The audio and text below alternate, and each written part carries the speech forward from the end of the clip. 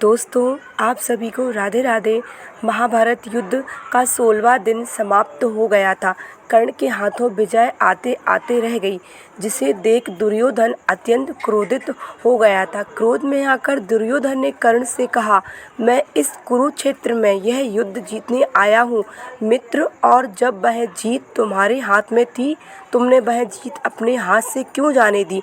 मैं यह धर्म क्षेत्र कुरुक्षेत्र कुछ नहीं जानता। मैं सिर्फ इतना जानता हूँ कि मुझे यह युद्ध जीतना है। यह सुनकर कर्ण बोला, मित्र, मेरा बाण जब अर्जुन की छाती को चीरता है, उससे पहले संध्या हो जाती है, इसलिए मैंने वह बाण जो अर्जुन को परलोक पहुंचा सकता था, मैंने नहीं चलाया।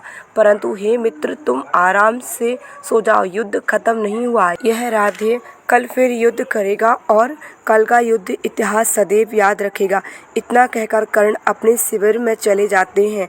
रात्रि हो गई थी, किंतु कर्ण स्वप्न में ब्रह्म द्वारा दिए गए श्राप को याद कर रहा था कि कैसे अनजाने में उससे एक ब्राह्मण की गाय का बछड़ा मर गया था, जिससे वह क्रोधित होकर वह ब्राह्मण कर्ण से कहता है कि हे योद्धा, तुम तो दानवीर हो, क्या यह जीवन दान दे सकते हो? मेरी गाय को उसका बछड़ा जो यहाँ मरा पड़ा है, उसको लौटा सकते हो? मेरी गाय अपने बछड़े के लिए बिलख रही है, तो उसके थनों का दूध तुम्हें श्राप भी नहीं दे सकता।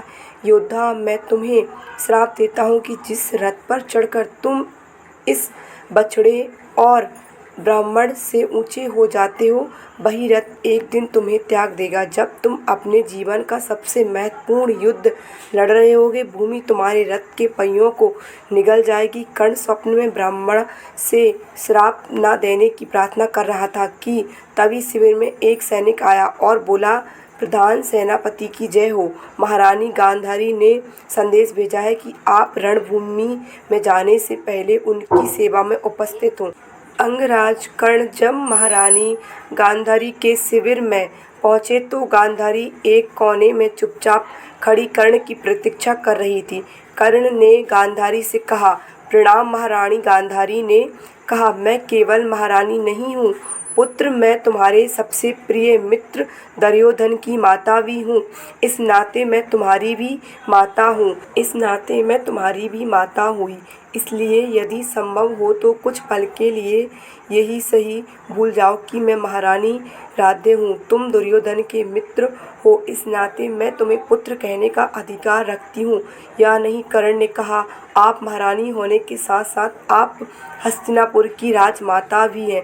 जिस नाते आप पूरे राज्य की माता हैं, तो हे राजमाता, यदि मैं दुर्योधन का मित्र ना भी होता तब भी आपको मुझे पुत्र कहने का अधिकार होता।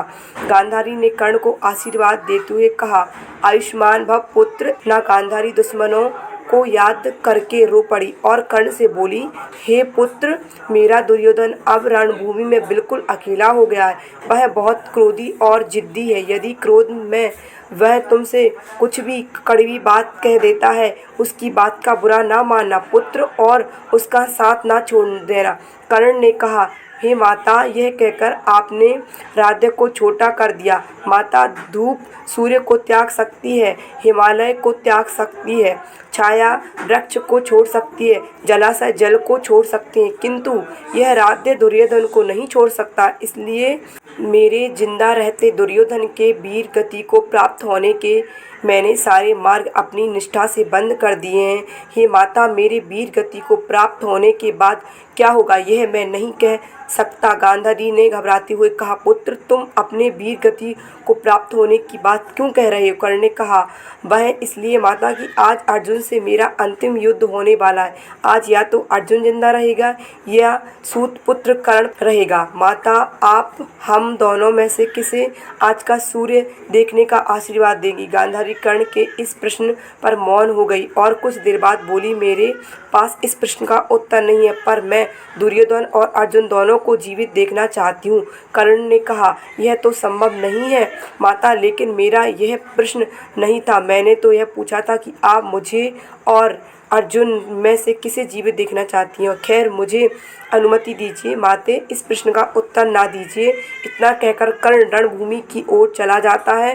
गांधारी का कर्ण को दिया जवाब कि वह अर्जुन और दुर्योधन को जीवित देखना चाहती है हमें बहुत बड़ी सीख देता है कि अपना अपना होता है, वह चाहे कितना भी पापी क्यों ना हो। कर्ण ने बार बार गांधारी से यह प्रश्न किया, वह उसमें से अर्जुन में से किसी को जीवित देखना चाहती है, और हर बार गांधारी ने कर्ण से कहा वह अर्जुन और दुर्योधन को ही चुनना चाहती है। तो आज की वीडियो से उम्मीद है आपको आज की वीडियो पसंद आई हो। अगर वीडियो अच्छी लगी हो तो चैनल को लाइक एंड सब्सक्राइब करना ना भूलें। इसी के साथ आप सभी को राधे राधे।